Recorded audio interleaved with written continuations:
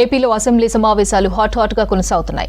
మండలిలో మాట్లాడిన మంత్రి లోకేష్ వైసీపీ నేతలపై తీవ్ర స్థాయిలో మండిపడ్డారు. ప్రజలు 34% ఓట్లు 11 సీట్లు ఇచ్చినా అసెంబ్లీకి ఎందుకు రారని ప్రశ్నించారు. గతంలో సంఖ్యాబలం తక్కువ ఉన్నా చంద్రబాబు అసెంబ్లీకి వచ్చారన్నారు. తన తల్లిని నిండు సభలో అవమానించిన తర్వాతే చంద్రబాబు సభకు రాలేదన్నారు లోకేష్. చంద్రబాబు నాయుడు గారు హౌస్కి వచ్చారు, శాసనసభ సాక్షిగా నా తల్లిని అవమానించారు అధ్యక్ష. అది గుర్తుపెట్టుకోండి. మీరు గౌరవ సభతో వస్తున్నారు, మా తల్లిని అవమానించారు.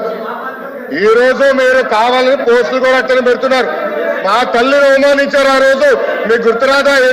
ఎక్కడ అవమానించలేదు సార్, ఎక్కడ అవమానించలేదు. మీరు ఎట్లా మాడతారో, మీరు ఉన్నారు హౌస్ లో. షర్మిల గారిని అవమానిస్తారు, విజయలక్ష్మి గారిని అవమానిస్తారు, మా తల్లిని అవమానిస్తారా? ఏం గుర్తురాదా మీకు? అదే ఏనాడు మేము మాట్లాడలేదు. కూర్చోండి.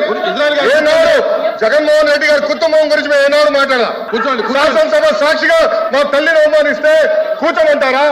22 చంద్రబాబు నాయుడు గారు ప్రతిరోజు హౌస్కి వచ్చారు, ప్రతిరోజు హౌస్ నిలబడ్డాడు. సింగిల్ గా నిలబడ్డాడు, సింహంగా గుర్తుపెట్టాడు. సింగిల్ గా నిలబడ్డాడు, పోరాడాడు. ఆ రోజు మా తల్లి అవమానించారు కనుకనే బాధ తట్టుకోలేక సభ బైకాట్ చేసి బయటికి వెళ్ళారు. కానీ ఎమ్మెల్యేలు ఉన్నారు ఇక్కడ. నిమ్మల రామారెడ్డి గారు వెళ్ళారు, స్వామి గారు ఉన్నారు, ఇతర గొట్టుపల్లి రవి గారు వెళ్ళారు. అది మాకున్న చిత్తశుద్ధి అండి. ఈ రోజు మీ ఎమ్మెల్యేలు ఎందుకు రావట్లేదని అడుగుతున్నా.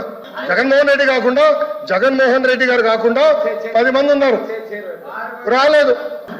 ఎవరైతే ఆ రోజు అవమానించారో టికెట్ ఇచ్చారు కదా అధ్యక్ష. మళ్ళీ సమర్థిస్తాం కాదా అది? ఎవరైతే మా తల్లిని అవమానించారో వాళ్ళకి మళ్ళీ టికెట్ ఇచ్చారు, వాళ్ళు ఓడిపోయారు, అది డిఫరెంట్ స్టోరీ. బట్ టికెట్ ఇచ్చినప్పుడు సమర్థిస్తాం కాదా అధ్యక్ష? అది ఎట్లా మారుతారు అధ్యక్ష?